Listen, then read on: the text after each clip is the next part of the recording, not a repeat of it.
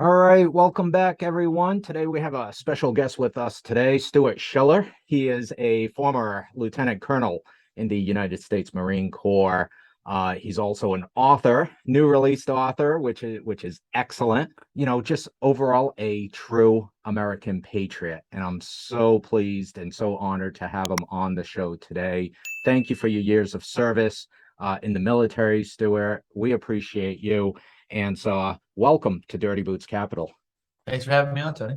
Yeah, absolutely. Yeah. So, you recently wrote the book, published the book. It was released yesterday called Crisis of Command, How We Lost Trust and Confidence in America's Generals and Politicians.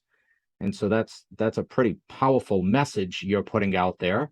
You publicly, I think a lot of my viewers, my audience are already gonna be familiar with you, but you publicly spoke out about the poor leadership and the poor decision making of our generals and our politicians and the debacle that occurred when the U.S.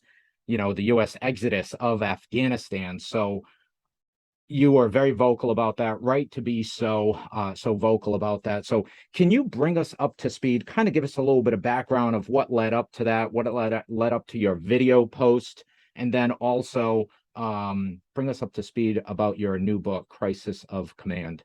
Yeah, I appreciate the question. So I was a Marine Corps infantry officer of 17 years, in multiple deployments. I've been to Iraq, I've been to Afghanistan, and I joined because I wanted to fight for my country and leave a better future for my children, but I didn't really understand foreign diplomacy or how to increase sources of national power when I was a young 23-year-old.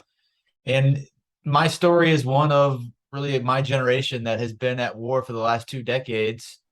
And we just, the Afghanistan evacuation was kind of the punctuation mark on a long list of bad decisions. And when you really study history, it's really bad decisions that have been made post World War II. And it's just been this slow deterioration of a bureaucratic, misguided system. And so when I watched the decisions that were being made in the Afghanistan evacuation, there's just a long list of bad decisions. And in the technology era, I could see it real time. And when the suicide bomb attack happened on August 26th of last year, I inherently knew that not only would senior leaders not take accountability, but somehow we would try to spin it as a success. And I just felt like service members deserve timely, accurate assessment of failure. And so I thought I was probably the closest thing in an authority position. I was a sitting battalion commander, 05, with all the combat experiences. And I decided to make a video where essentially I pointed out just some of the mistakes. I mean, I didn't go through the whole list, but pointed out that senior leaders should have been more morally courageous in pushing back on a obvious poor plan. And once I did that, I was fired. And then when I made that first video, I didn't anticipate making more videos. I went in there just wanting to make a statement, but I understood that what the ramifications were. If you go back and watch the video, I stated I knew I was risking my job and my retirement and all that, but I thought that the potential gain outweighed the risk I was taking. But I was fired immediately, like the next day within 12 hours, and then kind of bullied and ridiculed. And I knew I was going to have to move up to Quantico and sit in the cubicle. I was down in Lejeune at the time, North Carolina. I didn't want to move. I didn't want to have to apologize for what I did because I felt like it was the right thing to do. I didn't want to try and limp the next 3 years to retirement when my honor, probably the thing that's most important to me, was being questioned. And so I made a decision that I wasn't going to silently apologize. I was going to stand by my statements and attack and apply pressure on them and force them to acknowledge my statements. And so I continued to make statements. And then it became this escalating situation that ultimately culminated with me being imprisoned and court-martialed and forced out short of my retirement. And since then, I've gone out and I did a bunch of media, and then I wrote a book. And then I've been helping political candidates across the United States that I think have courage while I've been waiting for this book to release. And so the book just came out on 6th September. And my book tour starts really tomorrow. I fly out and I'm on the road until ultimately Thanksgiving. And I'm very excited for people to read it because it's a book written for the American people, not for military members. Military members will absolutely relate to it because they've lived this hypocrisy and double standard. But the American people have been conditioned that they need to lionize the military with reverence and appreciation. And since the all-volunteer force after Vietnam, there's been a sharp divide between the American people and those that actually serve in the military in terms of understanding the complexities of the systemic problems in the military. And so in delivering that message to the American people, I tell it through a very raw, personal, real story that people will want to read and won't want to put down. And so I'm excited for people to get their hands on it. Yeah, I'm not sure how many people truly understand and grasp that you had everything to lose and nothing to gain, in essence, by coming out and telling your story. So that's why I feel I need to be out there. I need to be supporting you. I need to have you here on my channel to share this with my viewer base, to get everybody to go out, buy the book, right? Crisis of Command, you know, uh, because we need to support you. We need to support real American patriots that are out there working to make things better. I love your message. I've heard you speak before. You were up in my state, up in the state of New Hampshire, supporting local politicians, and I appreciate you doing that. And so that's how we met. That's where we got into talking about your book and your message. And I love your message of accountability, right? And it seems like there's no accountability these days to holding the generals and the politicians accountable. And so my question is, has it always been that way? So you're an insider. You've been there. You've been in the military prior to your release. You were there for 17 years, right? 3 years shy of your retirement. You were there for 17 years. So you have an insider's perspective. Has it always been this bad? Well, I mean, I can't speak from a historical perspective other than what I've read. Obviously, I was only in it for 17 years, but I would submit post World War II, when we created the national security establishment that we have today, it created a much larger bureaucracy. And in any large organization, there's a bureaucracy. But I think what's different about government organizations is there's no cross pollination. So in the corporate world, they're held accountable by the bottom line, which is money. Yeah. So if you're not making money, the corporation is going to cease to exist. So they'll bring, if the earnings report comes back and it's trending in the wrong direction, they'll bring in new leadership and new ideas to try to right the ship. We can't do that in a government organization. And the FBI is the same way. You have to grow these people from the ground up. And when they have to build them from 0 to 40 years, there's a long period of time where systemically they can go wrong. And so in the military, after World War I, there was a guy named Marshall who came in and really cleaned up the general officer class by firing a lot of these old dinosaurs that didn't have the correct focus. And that is really what allowed Eisenhower to ascend and go on to win World War II, I would submit. I think right now in a lot of our government organizations, we need a refocus on what the core principles and values of those organizations should be. I think some of the senior leaders should be removed. I think some of the young talent should be brought up at accelerated rates. And, the government, the FBI, the police forces, the military has been my focus. All of these things, I think we need another objective look, because in the military, the focus should be warfighting, bottom line. And I get it. There are times where you can't always just be focused on warfighting. To give a very basic example, if I go shoot on a live fire range, after I shoot, I'm going to have to go to the armory and clean my weapon. And no one likes to do that, but you have to do that to prepare for it. I got it. But if you were to just take the time in the day of what a staff officer spends his time on and focus, 90% of it has nothing to do with what the core principles of the organization should be. And so from that level, there just needs to be a realignment and a refocus. And that starts with the leadership. You can't grow that from the ground up. You have to get some of that old style leadership out of the way. And I think, at least in the military, it starts with changing the Secretary of Defense that understands these problems. Yeah, that's pretty powerful, powerful statement. These folks have been there for a long time. They've been drinking the Kool-Aid for a long time. And this lack of accountability is in place. Definitely needs to be a recalibration in the ranks there. Absolutely. I struggle with today, why are we experiencing some of this at the top levels of the military? Is it because of, is it a power struggle? Is it, are they profiting from it? I can't imagine they're profiting from it. So, but I always come at it from that perspective, why people are doing things. Is it because of increased power they're having or increased profitability? What do you see happening? Why aren't they doing what they should be doing as, true Americans, true patriots? Yeah, I mean, Generals in their roles. Yeah. all humans respond to incentives. And so in the military system, the incentive is promotion and advancement. And the military is not performance based, it's subjective evaluation based. And so I have to please my boss. So if I'm an infantry officer, I don't have to demonstrate that I'm the best infantry officer. I just have to convince my boss that I'm the best. And that is not necessarily the same thing. So if I were to get in a warfighting simulator and go against another infantry officer and the rules of the game are clearly articulated, or I'm an F-15 pilot and I go against another F-15 pilot, then that severs the tie from likability of a boss. But currently in the military, it comes down to very much likability. So the incentive is please your boss. Don't push back. Don't make waves. Please your boss. That's number one. Number two, there's also incentives for financial gain. If you get to 4-star general and you get out, I mean, General Mattis went from General Dynamics to Secretary of Defense back to General Dynamics.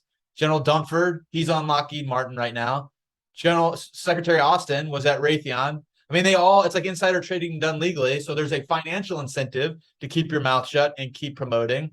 And, you can look at my situation. When you speak a hard truth, I got charged with a bunch of things: conduct unbecoming, violating the social media policy, contempt, but there was no false official statement. Everything I said was true. So it was like, if you say the wrong things about the wrong people at the wrong time, it comes at a huge cost to your incentives, your personal incentives. And so I just think probably the best thing we could do would be to sever the tie between getting a boss to try to like you and just be based on performance. Quite honestly, like if you're in a meeting right now, a bunch of staff officers, and you're trying to talk to the boss, everyone's like feverishly writing down what the boss is writing or saying and trying to impress the boss. But if you're sitting there not really paying attention or being belligerent, automatically the boss is going to key on you and he's going to try to make an example of you. But what if in that meeting, I'm speaking against what the boss is saying, I'm being not necessarily disrespectful, but offering a different point of view. But in the warfighting lab, I'm the best. And so, like, even if the boss is upset with my perspective, he can't do anything because I'm the best at what I do. And as a matter of fact, he might even then, in that alternate universe, pause and say, why does Stu Scheller disagree with almost everything I say in the meeting? Because he's really good. Maybe there's something I can learn from my subordinate. Heads would explode in the current system with radical thought like that. And so I think it's just a matter of incentives. Like right now, the system incentivizes things that lead us astray. Yeah, and that's why we need politicians in place to be able to reset some of these current laws. Everything from, you mentioned it's kind of like insider trading, right? We have politicians, Congress people who are trading based on, we know insider trading. This has been established, and we need laws to prevent that, much like we need laws to prevent, certain people in government and certain people in the military from going and becoming lobbyists, right? Or working for Lockheed or General Dynamics, right? We need something in place to prevent that incestuous affair from going on, because it just creates this bad dynamic that you're highlighting, you've written about in your book, and we need to fix that to create a stronger America. So one of the things, I look at is, and I think worth discussing here a little bit is, so the generals and the politicians, they have their own view of the world. They kind of follow themselves. They have their own plan for self-fulfillment. Okay. Americans, also, they have their view of the world, whether they support what's happening or whether they don't support it. Americans have their own perspective as to what's going on. But the third category is other countries that are watching what's happening in the U.S. with our decision making and with this most recent, withdrawal debacle from Afghanistan, right? So, from your perspective, what do you think other countries are walking away with from this bad experience? Yeah, absolutely. Let's just stick with the military. The military force is only as effective as what people believe it to be. So if I, as a president, am going to say, you will do X, and if you don't use X, I'm going to use military force to compel you to do it. It really comes down to what X believes that military force is capable of doing, right? And so I'll give a historical example. When Saddam Hussein invaded Kuwait and George Bush used military forces to go in there and maintain the sovereignty of Kuwait, when Saddam Hussein was questioned later about why he did it, he said he really didn't think that the United States would use military force. So there's an example of we didn't signal correctly that if you do this, we will do this. And had we done that, we may have prevented that whole conflict. But instead, we didn't signal correctly. And so, to your question, what happened in the Afghanistan evacuation signaled to the rest of the world that the United States can have a monumental failure, turn on all its allies, and then kind of shrug its shoulders and say no big deal. It's obviously emboldened Russia and Ukraine. It's obviously emboldened China and Taiwan. It's created a deteriorating situation across the globe. And I also think, like, even like unspoken, it's marginalized the next president's capability to say, if you don't do this, we're going to use military force to make you do it. They can now look at us and say, really? Like, Yeah. we've seen how that's worked out for you. Yeah, it's a pretty scary story to play out in our heads here. It definitely has weakened the status of the United States in the geopolitical arena, which is, we come at it from my channel here, my little channel on YouTube. We come at things to help people understand in a somewhat larger picture what's happening out there in the world. We talk about the failures of the education system. I've had folks on from the Board of Education talk about the failures there. So we talk about the education system. We've talked about failures in the political system, what's happening in the economy that are hurting Americans, what's happening in society and culture that's hurting Americans. What's happening with inflation and the state of our money today that is deteriorating, right? So we come at it on this channel from a lot of different perspectives to help our viewers understand what's going on out there in the world. And so that's why I felt it super important to have you on, Stuart, to help us understand this larger picture from a military standpoint, how this impacts us, so many different perspectives, to include geopolitically how we are viewed by other countries out there now, which is pretty scary in our somewhat weakened state as they see it. So as a result of your video and the recent past here, what's been the feedback from your friends and from those that are still in the military? Are you being supported by them? Do you feel any backlash? What's happening there, if you care to share? Yeah, so when it first happened, it was a stark divide between the field grade officers and everyone below them. So the junior enlisted were very appreciative. I couldn't drive through the base without getting hugs or people want to take pictures with me, but the field grade officers were almost universally shoulder to shoulder on my behavior was against the norms acceptable within the culture.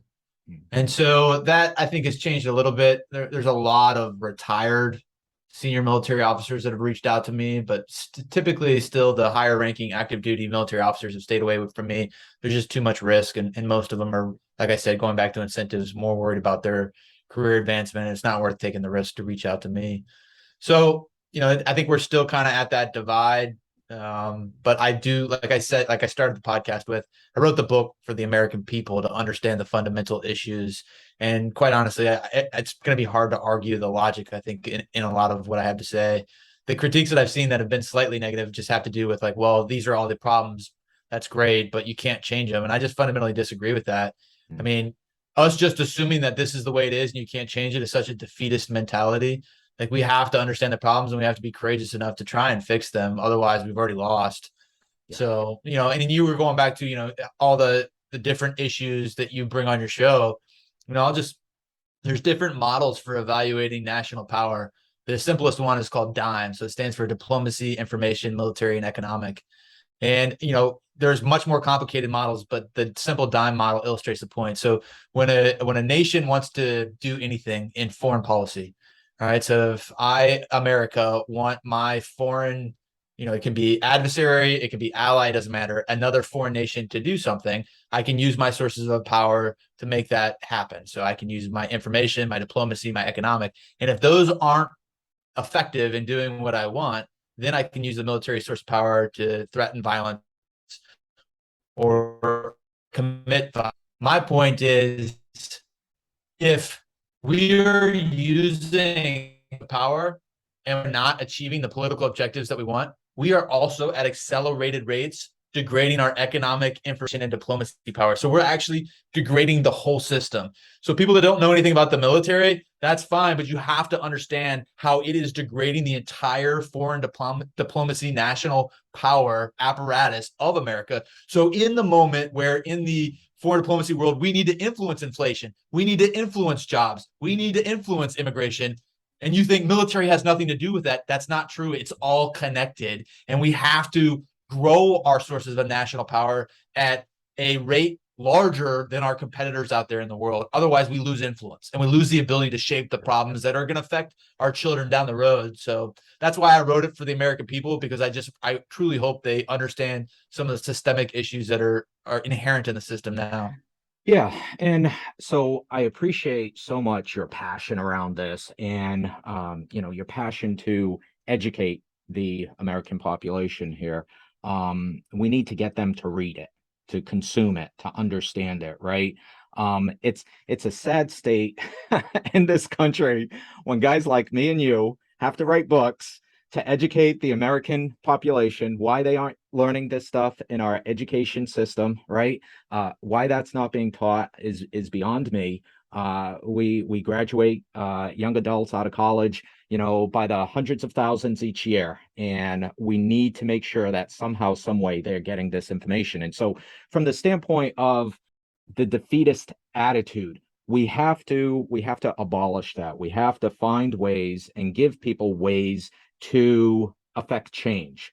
So other than you and I going out, writing books, getting the word out, working to educate people, starting our own YouTube channels to be able to get the message out there to help educate people what's going on in all these different arenas, what are some other ways? What's the call to action that people can take to be able to affect change, either locally at a small level or even bigger, right? Yeah. Well, I'll just say I think the explosion of podcast is symptomatic of the lack of good conversation in normal media, right? And so people are turning to podcasts because it's hard to actually develop a deeper understanding in these quick sound bites that are sensationalized with one opinion or not or another. And so that's why podcasts have become almost a go-to, because people need probably a little bit more development of the idea and a back and forth that's not captured in a 2-3 minute soundbite. And I know this for a fact because I've done a ton of Fox News, all these different network, and I'm limited. I go into it knowing like, man, I've got 3 minutes, and I know that host is going to jeopardize a minute of it, right? And so like I've got 2 minutes to make whatever my point is, and that is really hard, right? You just can't give any context. So what can people do? I would say it's dependent on, obviously, I think more people are getting involved on the local level. And I think school boards is probably like a great example of where, in the 80s and 90s, feminism kind of pushed women to work. And in doing that, a lot of people just kind of abdicated the responsibility of the children to the school systems. And we forgot, I think, how important it was to be involved in those local PTO, local school board. And all of a sudden you look around and there's like pornography, there's transgender bathrooms, and it's just like, and I'm saying wrong. I'm saying they happened overnight, right? Without any conversation to the parents. And so the speed at which some of these things can get injected into the system, I think was shocking to a lot of people.